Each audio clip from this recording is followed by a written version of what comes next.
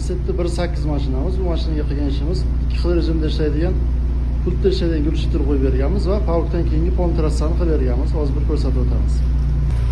Pavkdan keyingi trassa 1 metr diametr, necha kilometr? 23 pavk keladi. Bu pavkda rezonator qo'yganmiz.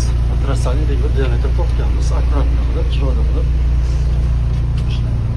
Orqasida 2 xil rejimda pultda ishlaydigan gulshitr qo'yib küfürlerini gezip çıkarıp verganmiz asatlarni.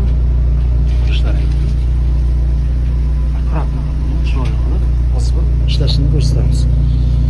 Hozir o'chiq holatda. O'chiq holatda hozir. Gaz berib yuboring. Bitta ochamiz endi. Gaz berib yuboring. Yopamiz.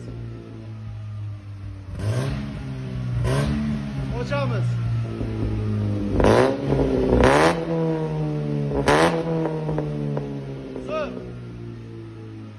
Kimga shunday xizmatlarimiz keraksa, telefon qilishlaringizni, ishlaringizni qilib bajarib beramiz.